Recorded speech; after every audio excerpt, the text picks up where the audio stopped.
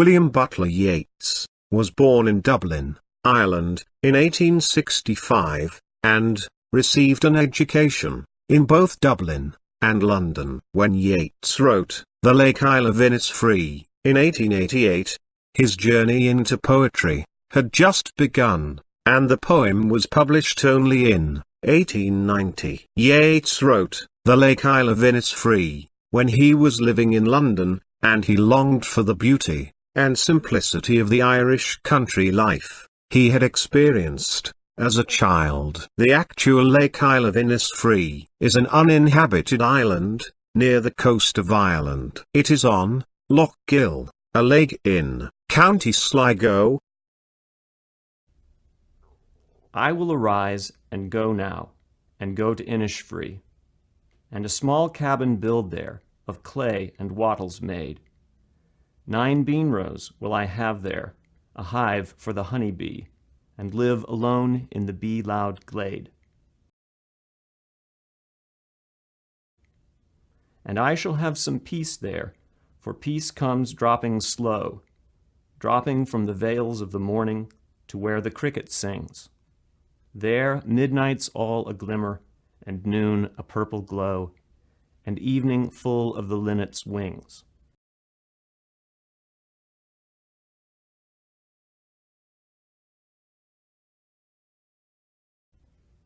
I will arise and go now, for always night and day I hear lake water lapping with low sounds by the shore, while I stand on the roadway or on the pavement's gray. I hear it in the deep heart's core.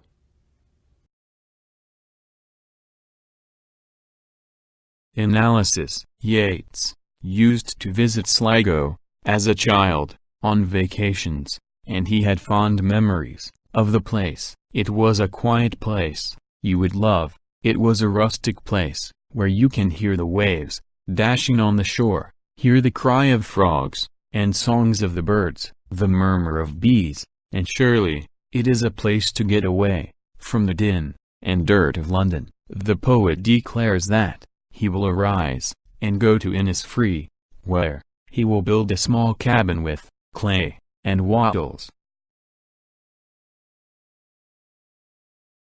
There he will plant 9 rows of beans, and keep a beehive, and live alone in the valley filled with loud murmurings of bees. The poet says that he will have peace there, for here peace drops slowly from the vales of morning to when the cricket sings. Here, even during the midnight, there is light, and noon is just mild, with purple sunlight, and, in the evenings, there are plenty of linnet birds flying around. He again says that he will arise and go, because always, night and day, he hears the lake water lapping with low sounds by the shore. While he stands in the city, on the roadway, or on the dull gray pavements, he hears the sound of lake water lapping on the shore, deep in his heart, inviting him to the island of Innisfree. The pavements are gray, because in his heart, he feels bored, and it is reflected in the surroundings. Gray is a color associated with dullness. Maybe he wanted to say that the city of London is no match for the beauty of Ireland. The Lake Isle of Innisfree is written mostly in hexameter, with 6 stresses in each line, in a loosely iambic pattern. The last line of each 4-line stanza shortens the line to tetrameter, with only 4 stresses, and live alone in the be-loud glade.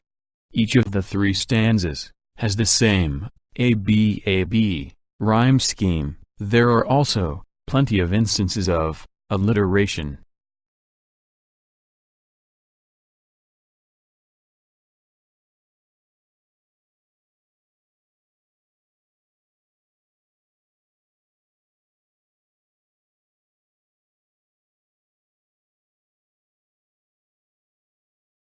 Imagery.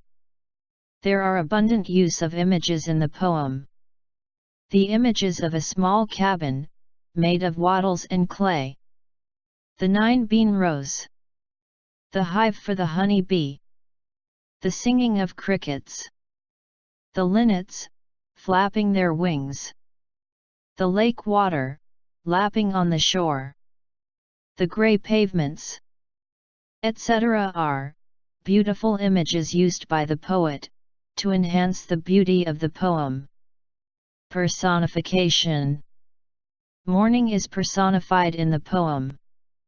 Morning is compared to a woman wearing veils.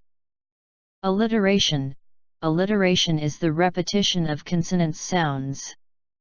Examples: lake water lapping with low sounds. Have there, hive for the honey bee. Metaphor. Metaphor is used in the following line: dropping from the veils of the morning. Here, morning mist is compared to veils. Anaphora. Anaphora is the repetition of words and phrases that occurs throughout a poem. Build there. Have there. Peace there. Another poetic device used in the poem is anastrophe. Anastrophe. Anastrophe refers to the inversion of the typical word order in a sentence. And a small cabin, build there, of clay and wattles made. 9 bean rows, will I have there.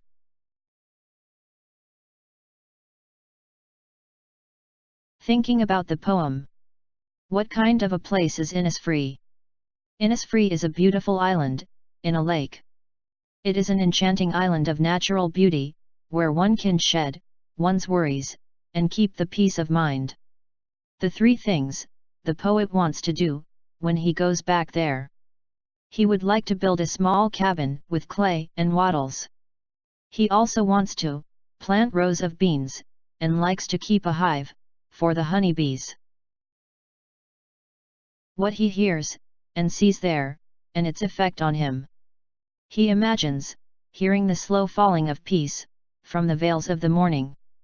He also hears the singing of crickets and the beating wings of the linnet birds.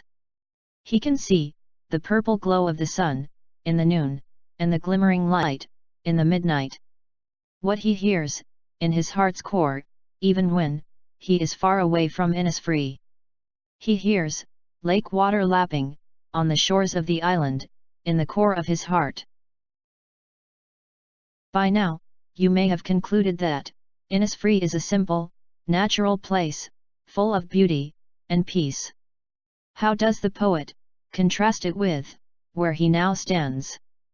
The poet lives in the city, and nothing in it interests the poet. The road, and the pavements, through which he walks, are grey and dull, just like the bored mind of the poet. He is terribly unhappy, and longs to return to the mesmerizing world of the Lake Isles. Do you think Innisfree is only a place, or a state of mind? Does the poet actually miss the place of his boyhood days? Though Innisfree is a lovely and beautiful place that actually exists for us now, Innisfree is more of a state of mind than the actual place. The poet's longing to visit the virgin world of the Innisfree island is born out of his disenchantment with the city life in London. His mind is troubled, and the city has nothing to pacify him. Yeats have a vivid memory of the serene beauty of the rural world in his mind. It is surely the nostalgic feeling of his boyhood days that urge him to visit the island of Innisfree once again. Look at the words the poet uses to describe what he sees and hears at Innisfree. Beloud glade. The island of Innisfree has plenty of beehives, and the atmosphere in the valley is filled with the sweet music of honeybees. Evenings full of